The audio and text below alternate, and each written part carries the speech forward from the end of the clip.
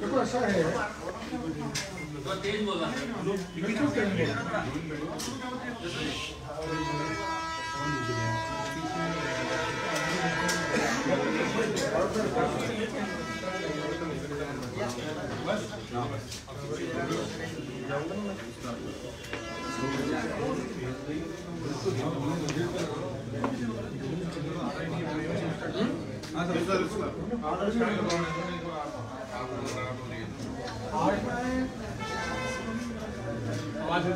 सुन लो भाई, सुन लो आराम से हम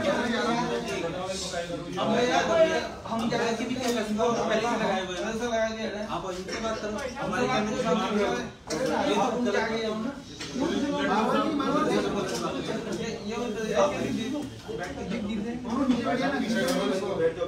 नीचे बैठिए, नीचे बैठिए मोनू, नीचे बैठिए कर लो बैठ के। एक्चुअली क्या जगह दूरी पड़ गई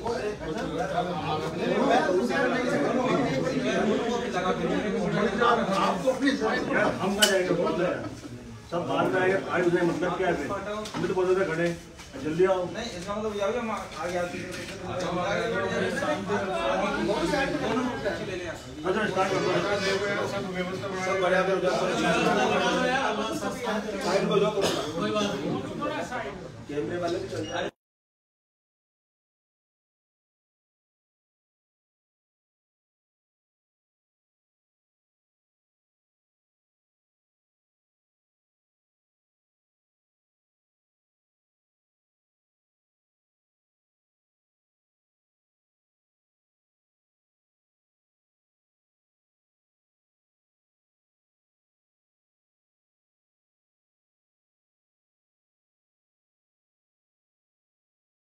पत्रकार वार्ता के कंटेंट ज्यादा लंबे हैं।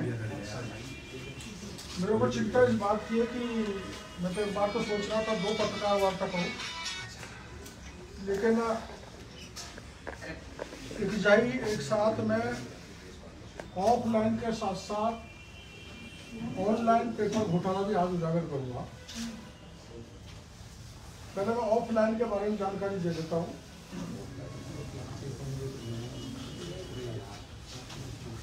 आपको पता है कि वरिष्ठ अध्यापक भर्ती परीक्षा का पेपर लीक हुआ है, जो मैंने बताया आरपीएससी से लीक हुआ है। और जो कांस्टेबल भर्ती परीक्षा पेपर लीक हुआ था, अगर एसओजी उसकी जांच ढंग से करती या सीबीआई की जांच दी हुई होती तो ये पेपर भी लीक नहीं होता।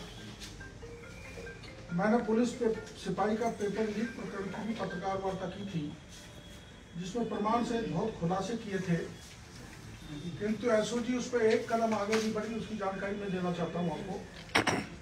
कांस्टेबल लीक प्रेस वार्ता में मैंने ऑनलाइन परीक्षा के आयोजन करने वाली टीसीएस कंपनी के राजस्थान हेड भुवनेश भार्गव की भूमिका का खुलासा किया था।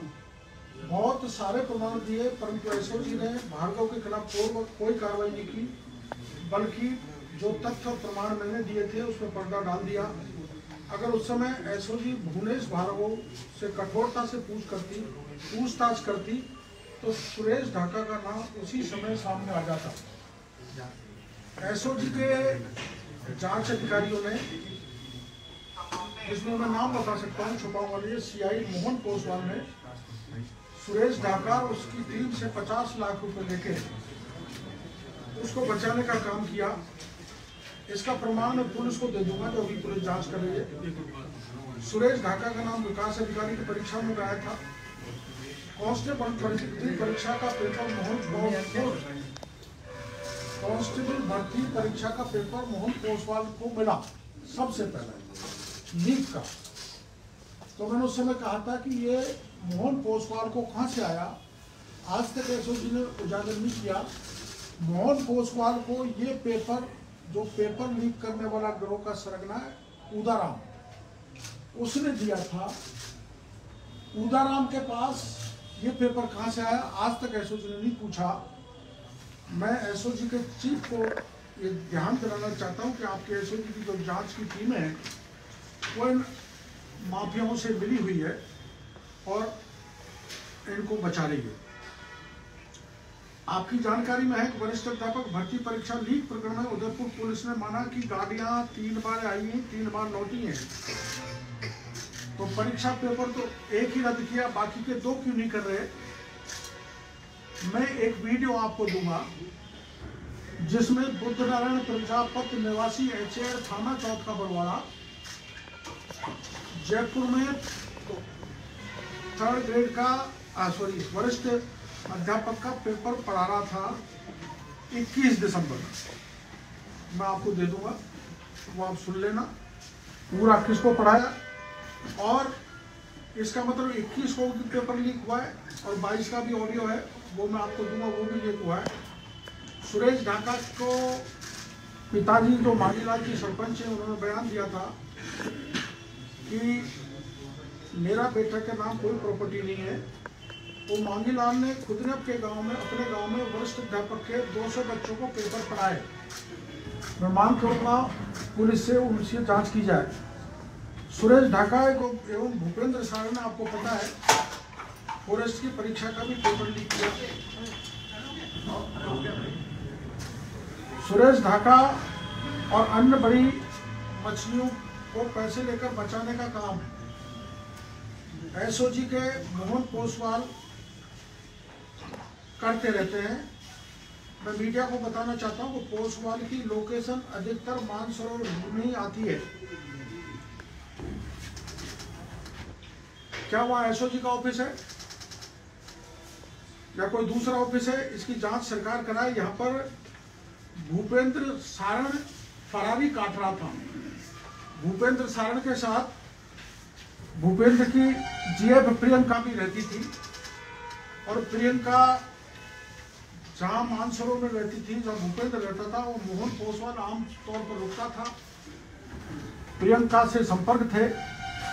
तो मैं मांग करता हूं एसओजी से मोहन पोसवाल के कॉल डिटेल निकाल कर ये पूछा जाए कि भूपेंद्र सारण, प्रियंका और जो ये ढाका है, सुरेश ढाका, इसकी जो गर्लफ्रेंड है उसके संपर्क में था।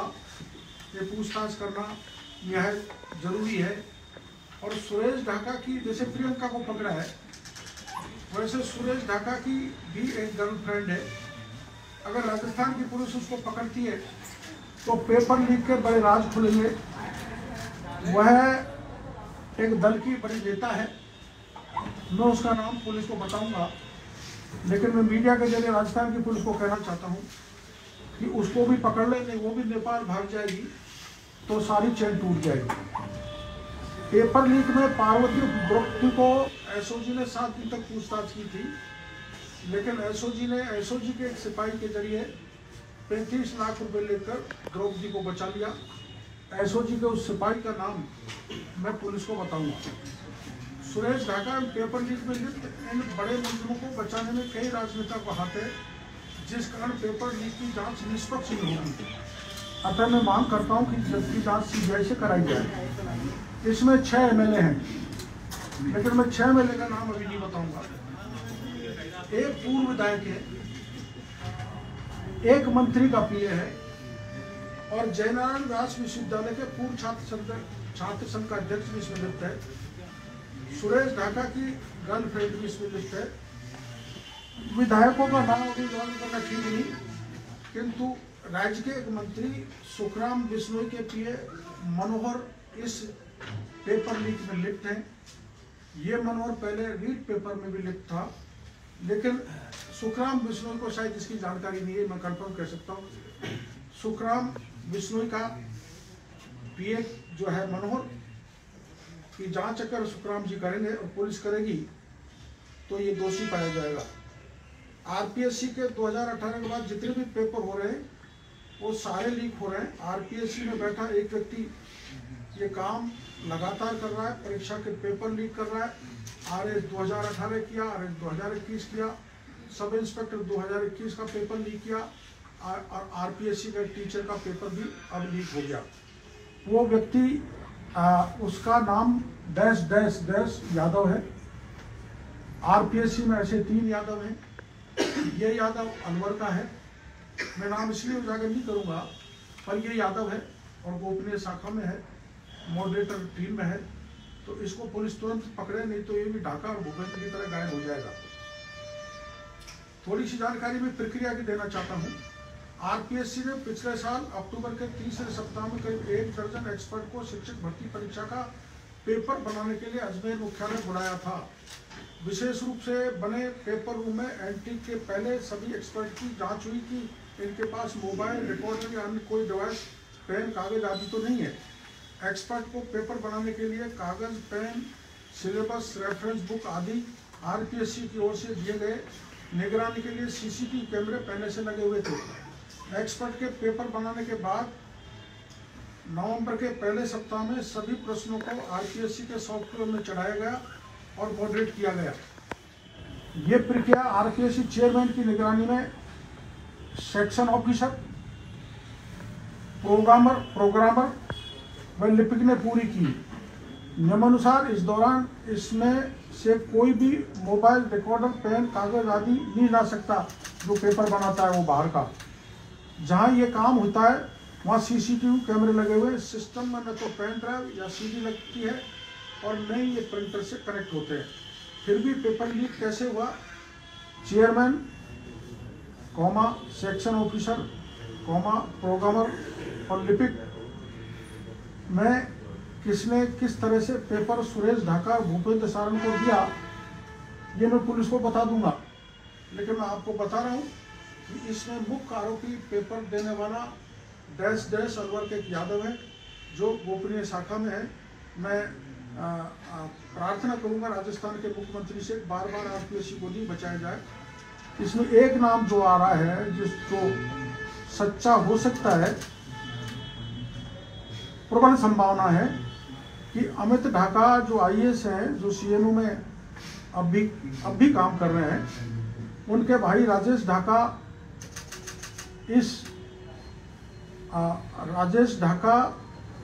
सुरेश ढाका के पार्टनर हैं इस अभियान में और माननीय मुख्यमंत्री के अति प्रिय, अति निकट ओएसडी के रिश्तेदार भी ढाका के साथ पार्टनर है।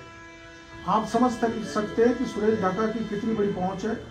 इस प्रकरण को भी वैसे ही दबाया जाएगा जैसे रीट को दबाया गया। डीपी जारोली को बर्खास्त करने के बाद भी क्लीन चिट दे दी गई। आरपीएससी इसमें पूरी तरह से इन्वॉल्व है, बड़े लोग इसमें इन्वॉल्व हैं।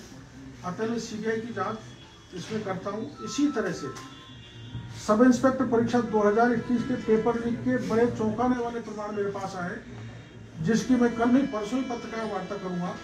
मैं सरकार से, माननीय मुख्यमंत्री से, माननीय आरपीएससी के चेयरमैन से निवेदन करूंगा कि सब इंस्पेक्टर पेपर लीक के इंटरव्यू 23 जनवरी 2023 से चालू हो रहे हैं, उनको स्थगित किया जाए। पहले मेरे पुख्ता प्रमाणों की जांच की जाए। ऐसे जो लाखों बच्चे हैं उनके भविष्य के साथ खिलवाड़ नहीं की जाए। कौन बात कर रहे हैं? अब ऑनलाइन पेपर लीक का प्रकरण मैं आपको बताना चाहता हूँ। ये बहुत महत्वपूर्ण है। अपन समझ रहे थे ऑफलाइन में ही गड़बड़ हो रहा है, ऑनलाइन में इससे 10 गुना गड़बड़ हो रही। थोड़ा टाइम लेंगे, साल को गहिले धोता देवड़ा ऐसा कर देना, मैं बता देता हूँ। ऑनलाइन परीक्षा में राजस्थान में बड़े स्तर पर धांधली हो रही है। सुरेश ढाका ऑफलाइन परीक्षा का ही नहीं, ऑनलाइन परीक्षा का धांधली का बेताज बादशाह है। सुरेश ढाका का लगभग सभी कंप्यूटर लैबों में संपर्क था एवं अपनी राजनीतिक पहुंच से इन लैबों से अच्छे संबंध हो गए थे। सुरेश ढाका अपने पार्टनर महेंद्र बिश्नोई, जो आईटी हैकर है, को हैकिंग के लिए लैबों में संपर्क कराता था। महेंद्र बिश्नोई ने हैकिंग का कोर्स गुड़गांव में चाइना से किया है, जिसकी ट्रेनिंग ढाका ने दिलवाई थी। महेंद्र बिश्नोई का संपर्क विदेश के हैकर से भी है।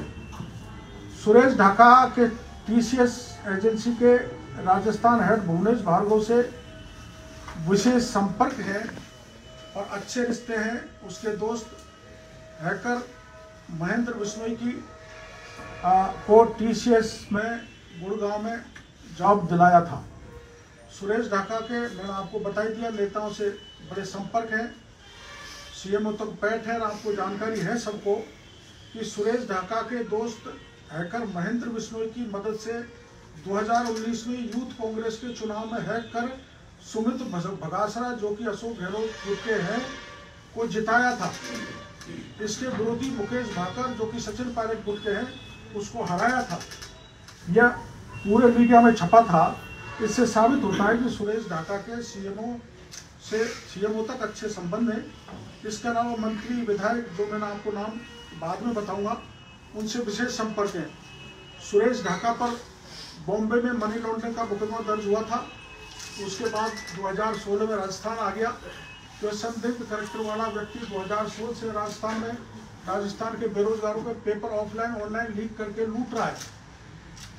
टीसीएस कंपनी के राजस्थान हेड भुवनेश भार्गव की भूमिका सदैव संदिग्ध रही है। कोटा के रहने वाले हैं। दिल्ली पुलिस भर्ती परीक्षा 2020 में कोटा के परीक्षा केंद्र ओम कोठारी कॉलेज ऑनलाइन परीक्षा सेंटर था। इस एक ही सेंटर से 226 अभ्यर्थियों का चयन दोषपूर्ण कराया था, जिसकी जांच सीबीआई द्वारा की जा रही है। दिल्ली पुलिस में 625 अभ्यर्थियों को अयोग्य घोषित किया था, जिसकी सूची में 225 अभ्यर्थी अकेले ओम कोठारी कॉलेज कोटा के थे, जो भुवनेश भार्गव के अभ्यर्थी थे। मैं उनके नाम का जिक्र पहले कर चुका हूं, जो पहले पत्रकार वार्ता की थी, लेकिन एसओजी ने इस भुवनेश भार्गव से जांच नहीं की। और इन्होंने आपको जानकारी में है कि कांस्टेबल भर्ती परीक्षा जो लीक हुई थी, उसके प्रकरण में Diwakar school Jhotwara CHO JEN परीक्षा लीक प्रकरण में जागृति विद्या मंदिर का नाम उजागर किया था, जिसमें सरकार ने दिवाकर स्कूल की मान्यता रद्द कर दी, किंतु जागृति विद्या मंदिर की मान्यता रद्द नहीं की और ना ही कोई कार्रवाई की। रामकृपाल की तरह या ये अधिगम इंस्टीट्यूट पे किए वैसी कार्रवाई नहीं की। इसलिए नहीं की कि उसकी मालिक मंजू शर्मा राजस्थान सरकार के वित्त प्रबंधन कल्याण बोर्ड की अध्यक्ष है। आईआईटी जेईई भर्ती परीक्षा में भी इनकी लिप्तता के कारण सीबीआई के राडार पर है।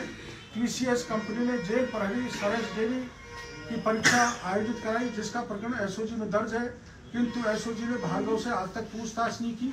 उसके खिलाफ एसओजी कार्रवाई नहीं करना चाहता। टीसीएस कंपनी के खिलाफ रेलवे भर्ती बोर्ड का भी प्रकरण दर्ज है।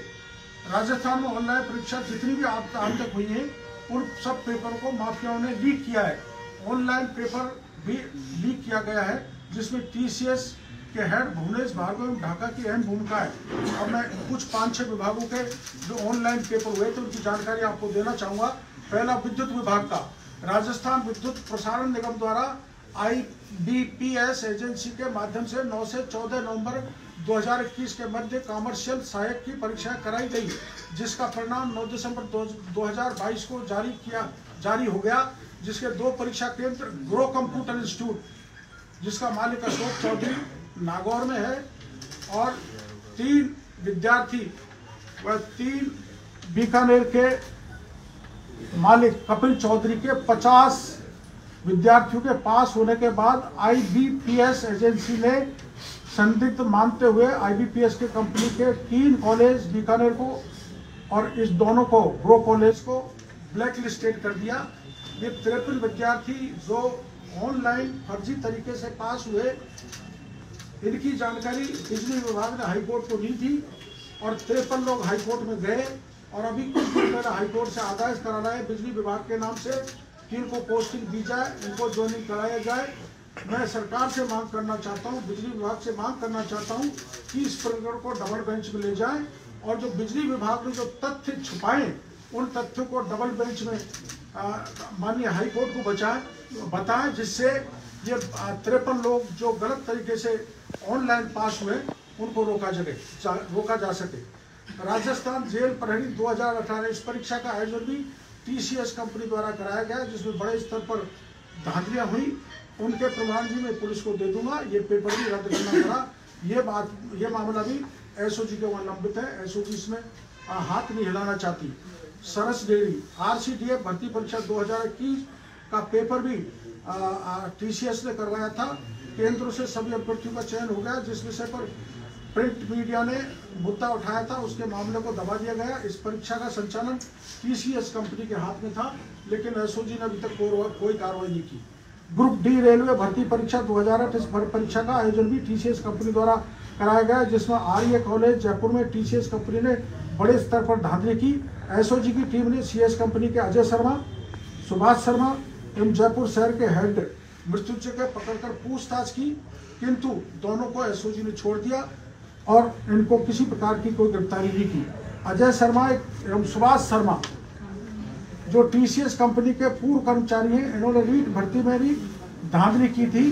एसओजी ने गिरफ्तार किया था, लेकिन एसओजी आगे नहीं बढ़ी और इस मामले को दबा दिया। अभी जो हाल में मेडिकल ऑफिसर्स की परीक्षा का रिजल्ट आया है, जो RUHS ने मेडिकल ऑफिसर की परीक्षा कराई थी 21 दिसंबर 2022 को आयोजित की थी, इसकी भी जिम्मेदारी RUHS ने सीधी TCS एजेंसी को दी थी। मेरा दावा है कि इस परीक्षा में भी बड़े स्तर पर फर्जीवाड़ा हुआ है, जिसका विरोध अभ्यर्थी अब भी कर रहे हैं। डॉक्टर्स जो छात्र बाहर से MBBS करके आए हैं, जिनमें से ज़्यादातर अभ्यर्थियों के 70% से अधिक मार्क्स मिले हैं, वो उतने कॉम्पिटेंट नहीं है जितने अपनी राज्य की मेडिकल कॉलेज से डिग्री लेकर इंटेलिजेंट बच्चे पास हुए हैं। उनको रख दिया गया और बाहर के लोगों को बड़े नंबर देकर TCS कंपनी ने पास कर दिया, रिजल्ट भी जारी कर दिया। और प्रत्येक, मैं दावे के साथ कहता हूँ, प्रत्येक ऐसे पास होने वाले मेडिकल ऑफिसर से 20-20 लाख रुपए लेके करोड़ों रुपए RUHS ने इकट्ठे किए। इसमें माननीय स्वास्थ्य मंत्री जी के पुत्र से जांच किया जाना नितांत आवश्यक है। ऐसे UGC नेट परीक्षा में TCS ने धांधली की। बीकानेर नर्सिंग कॉलेज के एक ही सेंटर में 20 छात्र JRF में चयन हुए। ये इस सेंटर पर भी बड़ा फर्जीवाड़ा हुआ और इस सेंटर पर भी होने वाले अन्य परीक्षार्थियों ने भी इसी प्रकार की धांधली कर रहे हैं। ये महत्वपूर्ण बात है, 20 छात्र पूरे देश में टॉप आए एक ही इंस्टीट्यूट के, तो इससे स्पष्ट होता है कि उन्होंने घोटाला किया है। कील कॉलेज बीकानेर में है, बीकानेर में नर्सिंग कॉलेज है। ये दोनों कॉलेजों के मालिक पार्टनर हैं। जब किसी परीक्षा का सेंटर कील कॉलेज में आता है तो नर्सिंग कॉलेज में सेंटर नहीं आता, और जब नर्सिंग कॉलेज में सेंटर आता है तो कील कॉलेज में सेंटर नहीं आता। अर्थात दोनों मालिक मिलकर परीक्षा में ऑनलाइन परीक्षा में धांधली कर रहे हैं। ऑनलाइन परीक्षा भर्ती परीक्षा में इन कंप्यूटर लैबों की भूमिका बता रहा हूँ मैं आपको, जरा सुनना। करीबन 1 करोड़ की लागत से कंप्यूटर लैब तैयार होता है। एक कंप्यूटर लैब का मासिक खर्चा 3 लाख रुपए महीने के करीबन है। जैसे 1.5 लाख किराया, 50,000 बिजली का बिल, 30,000 IT स्टाफ, 20,000 UPS का खर्चा, 50,000 स्टाफ का खर्चा। एक लैब के पास ऑनलाइन एग्जाम कराने का करीबन 1.5 लाख रुपए मिलता है। कई बार 6-6 महीने तक एग्जाम नहीं होती। फिर इन कंप्यूटर लैबों पे रखरखाव में स्टाफ का खर्चा कहाँ से आता है, ये मैं सरकार से पूछना चाहता हूँ। जबकि गौर करने वाली बात यह है कि जो एजेंसी इन कंप्यूटर लैबों को परीक्षा संपन्न कराने की जिम्मेदारी देती है, ये एजेंसी इन लैबों को 1.5 लाख रुपए भी नहीं दे नहीं रही है। सेंटर लगाने के लिए उल्टे सेंटर वाले पैसे दे रहे हैं, तो इतना बड़ा खर्चा ये लैब कहाँ से चला रहे हैं। राजस्थान में कंप्यूटर लैबों के मालिक अधिकतर हरियाणा के हैं, जिस पर परीक्षा के संबंधित अलग अलग राज्यों में मुकदमे दर्ज हैं। ये लैबें हरियाणा, पंजाब, UP, उत्तराखंड, जम्मू कश्मीर, चंडीगढ़ से ब्लैक लिस्टेड है, जो राजस्थान में आकर हमारे बेरोजगारों को लूट रहे हैं, ठगी कर रहे हैं। हरियाणा के लोग अपने स्टेट के बच्चों को यहाँ लाकर फॉर्म भराकर उनको राजस्थान का विकल्प देकर उनको पास करा रहे हैं, और हमारे राजस्थान के बच्चे भटक रहे हैं। राजस्थान ऑनलाइन परीक्षा सेंटर बुक कराने की प्रक्रिया TCS एजेंसी खुद सेंटर बुक कराती है, जिसका राजस्थान हेड भुवनेश भार्गव है। TCS के अलावा अन्य कंपनियां राजस्थान के वेंडर के माध्यम से सेंटर बुक करती हैं। राजस्थान में मुख्य 3 वेंडर कंपनी हैं। साई एजुकेशन प्राइवेट लिमिटेड, जिसके मालिक रमेश शर्मा हैं, ऐसे सिल्फर प्राइवेट लिमिटेड जिसके मालिक राघवेंद्र नरूका एवं गगनदीप शर्मा है, और net pharma techniques private limited जिसके मालिक रितेश शर्मा है। मेरे संज्ञान में आया कि उक्त तीनों वेंडर परीक्षा सेंटर आवंटित करने के लाखों रुपए कंप्यूटर लैबों से लेते हैं एवं लैबों को परीक्षा संपन्न कराने की राशि भी नहीं देते। इसका मतलब यह है कि कंप्यूटर लैब उक्त वेंडर से मिलकर करोड़ों का कारोबार एवं ऑनलाइन परीक्षाओं को बड़े स्तर पर घोटाले कर रहे हैं। मेरा दावा है कि राजस्थान में इन कंप्यूटर लैबों के खाते चेक कराए जाए तो पता लगेगा कि इनके द्वारा कराई गई परीक्षा का पैसा भी इनके खातों में नहीं आया है। फिर करोड़ों रुपए की लगाई गई लैबों का खर्चा कहां से चल रहा है। ऑनलाइन परीक्षाओं में ऑफलाइन परीक्षा से 10 गुना घोटाला है। इसमें काला धन, बहुत बड़े पैमाने पर काले धन का गोरख धंधा चल रहा है। कंप्यूटर लैबों की सूची मैं आपको बताना चाहता हूं। जयपुर में पल्लवी इन्फोटेक, सत्य साई, सत्यगुरु, नितिन पब्लिक स्कूल, संस्कार school, SJM girls college, Rawat PG college, Kautil institute Sitapura, नमो इंडिया, जागृति, मंजू शर्मा का उत्कर्ष, कानपुर इंस्टीट्यूट, तक्षशिला, अल्फा, राजधानी engineering college Bhankrota, Cambridge school लोहा मंडी, ABC लोहा मंडी, पंडित दीनदयाल उपाध्याय भांकरोटा, शंकरा कॉलेज, अमर पब्लिक स्कूल और महात्मा गांधी सीतापुर। अजमेर में है ग्रो, लोटस इन्फोटेक, और बीकानेर में है बीकानेर नर्सिंग कॉलेज, कीन college, Bikaner public school, integrative और विजिल। उदयपुर में बुद्धा कॉलेज जो सुरेश ढाका की है, जिसमें बुद्धा कॉलेज जिसमें सुरेश ढाका साइलेंट पार्टनर है। इसने एयरफोर्स की परीक्षा को लीक किया था, जिसका प्रकरण एयरफोर्स ने दर्ज कराया। बुद्धा कॉलेज ऑनलाइन परीक्षा संचालित कराती है। कोटा में जो मैंने आपको बताया, Om Kothari, bits and brights, Shivjyoti, Ganganagar में Atmaballabh, Surendra dental college, Jain ITI college, और जोधपुर में मारवाड़ कोठारी। इन लैबों के बारे में राजस्थान पुलिस से मेरी मांग है कि इन संस्थाओं से जाकर पूछताछ करेगी तो पता चलेगा कि इन्होंने परीक्षा कराने तक के पैसे नहीं लिए। इनके खातों में भी चेक किए जाए कि कब कब वेंडरों से पैसे लिए गए, इनके खातों में पैसे नहीं डाले गए। अगर परीक्षा की ड्यूटी में सेंटर हेड, IT स्टाफ और अन्य स्टाफ के आधार कार्ड चेक करेंगे तो पता लगेगा कि ये सभी लोग अन्य राज्यों के हैं जो स्टेट हेड भार्गव द्वारा लाए गए हैं। यहाँ राजस्थान में आकर मेहनती बेरोजगार युवाओं की मेहनत पर डाका डाल रहे हैं। इनकी प्रॉपर्टी अगर देखोगे तो इनके पास लग्जरी मकान, लग्जरी होटल, लग्जरी गाड़ी, घर बार, लग्जरी लाइफ जी रहे हैं। जितनी भी ऑनलाइन परीक्षा कराई गई है उन सब का पेपर इस तरह से लीक हुआ है जो मैंने आपको बताया। अतः मेरी मांग है सरकार से कि ऑनलाइन परीक्षाओं की जांच भी CBI से करें। रोडीला जी, एक सवाल था कि आप बार बार प्रेस कॉन्फ्रेंस करते हैं, इतने सारे तथ्य भी करते हैं, SOD में जाके तथ्य बताते हैं, कोर्ट में जाते हैं तो आपसे CBI जांच की मांग को खारिज कर दिया जाता है इन तथ्यों में। तो इन तथ्यों का महत्व क्या है? आप इसलिए मैं 19 जनवरी को हजारों बेरोजगार युवाओं को लेकर दौसा से जयपुर कूच कर रहा हूं, और जो मैं बार बार मांग कर रहा हूं उसके लिए मैं हजारों युवाओं को लेकर, बेरोजगारों को लेकर स्थायी रूप से धरने पर बैठूंगा। जब तक बैठा रहूंगा जब तक सरकार राज्य के लाखों बेरोजगारों की इस मांग को नहीं मानेगी। डॉक्टर साहब, एक सवाल ये भी बनता है कि इतने मुद्दे आप उठा रहे हैं और इतने माफिया, शिक्षा माफिया के खास करके ये मुद्दे, आपके नजर में सुझाव क्या है शिक्षा माफिया पे अंकुश लगाने का? सुझाव तो हमने मांग की थी, बेरोजगारों ने भी की थी कि सख्त कानून बनाया जाए। कानून तो बनाए लेकिन उनमें लूप होल बहुत है, और उस कानून को धरातल पर नहीं उतारा जा रहा। कागजों पर कागजी घोड़े दौड़ा रहे हैं। आपको पता है जिस अधिगम इंस्टीट्यूट को गिराया है वो सुरेश ढाका का नाम नहीं था। तो ऐसी कार्रवाई सरकार इसलिए कर रही है, 50 लाख करोड़ 1.5 करोड़ की बिल्डिंग को तोड़ के राज्य के 40 लाख बेरोजगार जिनके साथ सभी परीक्षा में धोखा हुआ है, विश्वासघात हुआ है, उनको ठगा गया, उनको लूटा गया, पेपर ऑफलाइन ऑनलाइन लीक किए हैं, उनके ध्यान को बांटना चाहती है सरकार। इससे काम नहीं चलने वाला है।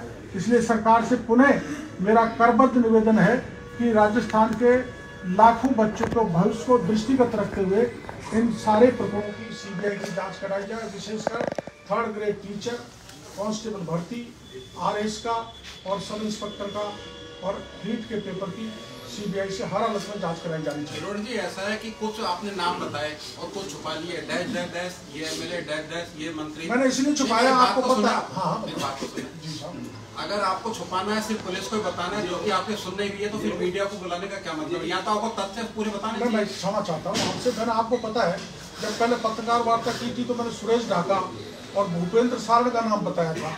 दूसरे दिन पुलिस को उनको पकड़ना चाहिए था, 2 दिन तक वहाँ पर रहे और वो पार हो गए और अब कहते हैं थाईलैंड पहुँच गए। इसलिए मैं कोई आपसे दुर्भावना नहीं रख रहा हूँ मीडिया से। मैं अल्टीमेटली नहीं पकड़ेंगे, मैं सारे नाम मीडिया को बताऊंगा ही, लेकिन मैं चाहता हूँ कि ये भागे नहीं और पुलिस उनको पकड़ ले। इस दृष्टि से मैंने 2-3 एक नाम आपसे छुपाए, जिससे मैं क्षमा चाहता हूँ। डॉक्टर साहब, ऐसा है, एसओजी पुलिस से सब जांच कर रही है, वो जांच करती है लेट, वो नाम उनके नाम आते हैं लेट। आपकी ऐसी कौन सी जांच एजेंसी है जो सबसे पहले आप ये तथ्य उजागर, कौन सी जांच एजेंसी? जांच एजेंसी तो कोई नहीं है, पर राज्य के जो बच्चे लुट रहे हैं या जो ठगे जा रहे हैं या जो पेपर लीक हो रहा है ऑफलाइन हो ऑनलाइन, उन बच्चों को मेरे पर भरोसा है, वही मेरे को कागज ला के देते हैं, वही एजेंसी है और कोई एजेंसी नहीं। तो ये घोटाला कितने वर्षों से चलता आ रहा है? जो ये भर्ती घोटाला है अभी 2016 से मान के चलो, मैं 2016 से अभी 2023 तक के मैंने ये घोटाले ऑफलाइन ऑनलाइन आपको बताया। इससे पहले ऑनलाइन जो परीक्षा है उनका घोटाला, उनकी मुझे जानकारी। डॉक्टर साहब, मेरा सवाल पेपर लीक से 2016 में बीजेपी राजस्थान की एक महिला अधिकारी ने डीएलबी डायरेक्टर पर बहुत गंभीर आरोप लगाए हैं, एक मंत्री भी आरोपों की चपेट में है। उस विषय पर आप कब प्रेस कॉन्फ्रेंस करेंगे? महिला आयोग की एक टीम भी राजस्थान आ रही है, आपकी कोई बयान नहीं आया है? महिला अगर मेरे को मिलेगी और सत्ता प्रमाण देगी तो मैं निश्चित रूप से मीडिया को बताऊंगा। किरोड़ जी, आपने कहा था कि 2016 में बीजेपी की सरकार थी, उस समय भी घोटाले हुए थे। मैं बता रहा हूँ 2016-17 हुए सारी जांच करा लेगी। गहलोत साहब ने अगर हिम्मत है तो दोनों राज्यों के लिए घोटाले की जांच कराई जाए, जो दोषी हो। आप विधानसभा में थे जब बीजेपी की सरकार थी ना, तब मैं बता रहा हूँ जानकारी कब से जानकारी में आए ये मामले आपके? ये 2-3 साल। एक ब्रीफ में बता दीजिए डॉक्टर साहब कि आज की आपकी बड़ी शिकायत क्या है, चाहते क्या है, और जो आपका आंदोलन है उसके बारे में ब्रीफ। मैंने आपको बताया कि ऑफलाइन का तो मैंने रीट बताया, हॉस्टल पर भर्ती बताया, सब इंस्पेक्टर बताया, रीट जेईएन का बताया और उनकी जांच मैंने आपको कुछ प्रकाश डाला। एसओजी ने कुछ गिरफ्तार किए, कुछ निर्दोषों को भी पकड़ लिया, दोषियों को छोड़ दिया, मैंने आपको जानकारी दी। अब उसके अलावा ऑनलाइन भी जो गड़बड़ हो रही है, जिसमें करोड़ों का कारोबार ये लोग कर रहे हैं, ये बात मैंने मीडिया के सामने रखी है कि ऑफलाइन तो सुरक्षित है ही नहीं, ऑनलाइन इससे 10 गुना सुरक्षित है। उसमें भी मैंने आपको वेंडर्स के नाम बता दिए, टीसीएस कंपनी के नाम बता दिए, हेड के नाम बता दिए। इन्होंने कहा किस घंटा गड़बड़ किया है। मैंने 256 बच्चे सिपाहियों को बता दिए, 20 बच्चे जेआरएफ के टॉपर बता दिए, एक ही जगह के 20 बीकानेर के 20 टॉपर आ रहे हैं। तो ये सारा मैं प्रमाण आपके सामने इसलिए दे रहा हूँ कि मीडिया इसको चस्पा करेगा, जनता को लाएगा तो दबाव सरकार पर पड़ेगा, तो हो सकता है सीबीआई की जांच हो जाए और ये घोटाले स्थायी रूप से रुक जाए। किस लेवल के अधिकारियों की भूमिका आपके हिसाब से इस पूरे मामले पर है? क्योंकि पुलिस पकड़ रही है, कुछ लोगों को कार्रवाई हो रही है, बिल्डिंग भी तोड़ी जा रही है, विशेषकर जांच अधिकारी स्तर पे। जैसे एसओजी में ये नहीं कहता कोई एडिशनल बिजनेस में इन्वॉल्व है, जैसे मैं मंत्री जी सुखराम बिश्नोई का नाम नहीं बताता वो इन्वॉल्व है, लेकिन उनके पीए इन्वॉल्व है। जैसे मैं आरपीएससी के उस यादव का नाम बता रहा हूँ, मैं गारंटी के साथ ये कह नहीं सकता कि उसके ऊपर के अधिकारी इसमें इन्वॉल्व है जब तक प्रमाण नहीं आए। तो अंतिम व्यक्ति जहाँ से पेपर जिसके हाथ में जा रहा है वही लीक कर रहा है, तो बाढ़ खेत को खा रही है, उसको पकड़ोगे तो मैं बता रहा हूँ 6 एमएलए, ये मंत्री, ये ब्यूरोक्रेट, ये अमित ढाका, ये फलाना जो भी है, सबका लिंक बन जाएगा अगर उसको पकड़ेंगे। 19 तारीख वाला भी बता दीजिए क्या कर। 19 तारीख को मैं दौसा से जयपुर हजारों युवाओं को लेकर, विशेषकर अपना धौलपुर, भरतपुर, अलवर, सवाई माधोपुर, दौसा, जयपुर और टोंक के लोग इधर से आएंगे और इधर से दूसरी तरफ से आएंगे और हम यहाँ आके धरना देंगे, घेराव करेंगे मुख्यमंत्री आवास का। ये मेरा 19 तारीख का कार्यक्रम है, 11 बजे से दौसा से जयपुर कूच। डॉक्टर साहब इस सरकार ने एक सवाल, इस सरकार ने 5 मामले सीबीआई को सौंपे, लेकिन सीबीआई अभी तक 2 कदम नहीं चली। तो आप मुझसे पूछना सामने आपके